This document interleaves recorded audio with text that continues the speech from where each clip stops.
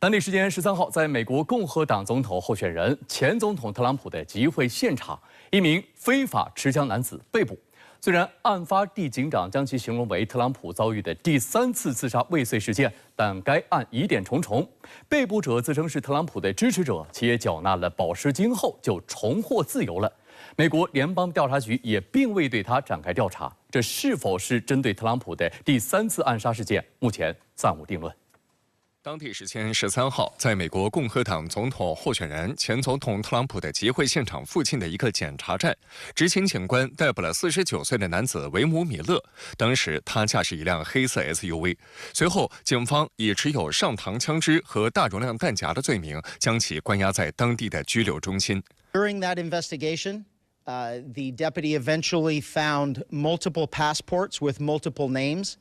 multiple driver's license with different names. The vehicle was unregistered. 尽管里弗赛德县警长比安科把这次事件形容为阻止了第3次针对特朗普的暗杀，但米勒表示他是特朗普的支持者，购买并携带枪支是为了自己的安全。特勤局消息人士说，他们对米勒是否打算刺杀特朗普持怀疑态度。联邦调查局也没有将此事以暗杀企图进行调查。目前，米勒已被保释，将于明年1月2号参加法庭听证会。根据加州刑法典，在公共场所随身携带上膛枪支是违法行为。虽然警方表示这一事件没有影响到特朗普或集会参与者的安全，但在特朗普此前于宾夕法尼亚州遇刺，以及在佛罗里达州遭遇未遂刺杀后，这起事件再次引起人们的关注。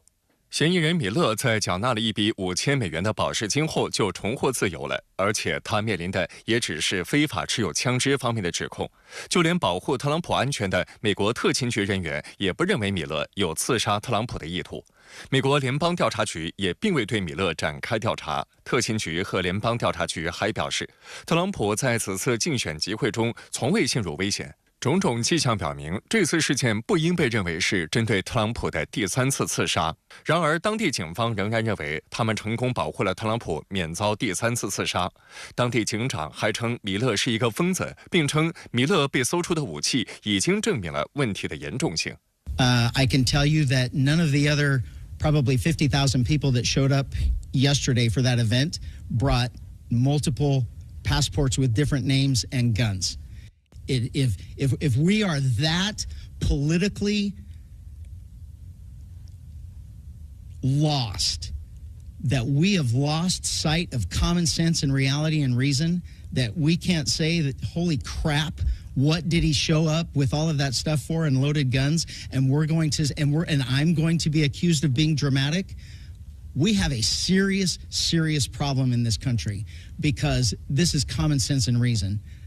据介绍，米勒是个登记在案的共和党选民，还拥有美国加利福尼亚大学洛杉矶分校的硕士学位，并在2022年时参与过美国内华达州州立法会的选举。有联邦调查局人员透露，米勒来自于一个美国反政府的极右翼群体，该群体不认同美国的司法系统，不接受美国执法人员的管辖，并拒绝向美国政府纳税，所以米勒会持枪可能是出于自卫。美国大选投票日临近，共和党和民主党的言语交锋更加激烈，使出的招数也多次掀起舆论热议。近日，特朗普在多个公开场合强调要打击内部敌人，他指的是美国国内的激进分子。It's the enemy from within, all the scum that we have to deal with, that hate our country. 特朗普甚至提议用军队来对付他们。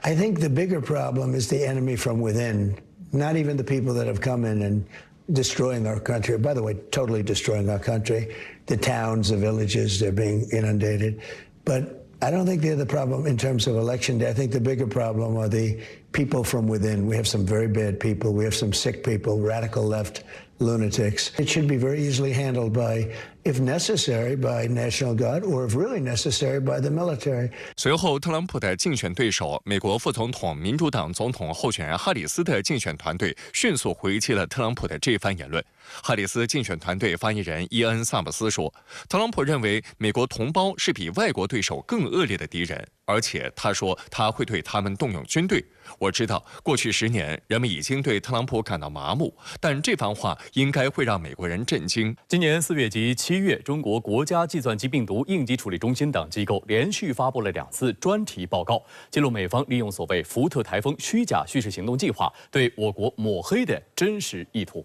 昨天，我国网络安全机构第3次发布专题报告，进一步公开美国政府机构和五眼联盟国家针对中国和德国等其他国家以及全球互联网用户实施网络间谍窃听、窃密活动，揭穿所谓福特台风这场由美国联邦政府导演的政治闹剧。报告显示，长期以来，美国在对手国家周边地区部署网络战部队，对这些国家的网上目标进行抵近侦查和网络渗透。美情报机构专门研发了掩盖自身恶意网络攻击行为、嫁祸他国的隐身工具包，代号大理石。调查发现，大理石工具框架被确定为一个机密级且不可向国外透露的武器研发计划，起始时间不晚于2015年，可以使用超过100种混淆算法，能将源代码文件中可读的变量名字符串档替换为不可读、不可识别内容，并且可以插入特定的干扰字符串。我们可以看到这里面有阿拉伯语有这个中文有这个俄语。也有朝鲜语还有波斯语那么它在这个缓冲区这个做好这个混淆的这种数据之后那么会把这个缓冲区的数据写入到指定的位置或者是相应的这个程序的文件当中那么实现对这种网络武器的这种痕迹的故意的植入，相当于是呢比如说 A 组织它把自己呢伪装成了 B 组织。而这种伪装呢，可以在好多个不同的环节出现，这个呢，就使得它的攻击呢变得很难于溯源。通过这些栽赃虚构手段，美国网络战部队和黑客就能任意变换身份、变更形象，冒充其他国家的身份，在全球实施网络攻击、窃密活动，然后将这些行为栽赃给被冒充的非美国盟友的国家。技术团队通过掌握的证据发现，福特台风行动就是一个典型的精心设计的、符合美国资本集团利益的虚假信息行动。报告指出，美国之所以虚构出所谓中国背景的福特台风网络攻击组织，目的是为了继续把持涉外情报监视法案第702条款所赋予的无证监视权，以维持其庞大的无差别无底线监听计划。技术团队调查发现，美国国家安全局内部局密级资料显示，美国牢牢把持大西洋和太平洋海底光缆等互联网关键节点，先后建立了7个国家级的全流量监听站。美国政府机构与英国国家网络安全中心紧密合作，对光缆中传输的数据进行解析和窃取，实现对全球互联网用户的无差别监听。这些情报，它的这个受益方很多主要是2个方面。一方面是美国自己，当然包括美国的军方情报机构，还有一些是美国的这个情报合作伙伴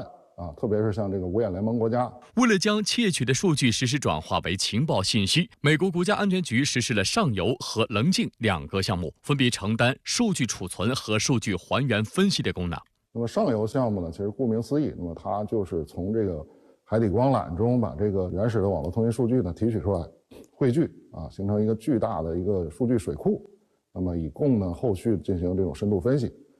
那么棱镜计划呢，就是在上游项目的这个基础上，对这个数据水库当中的这些流量进行深度的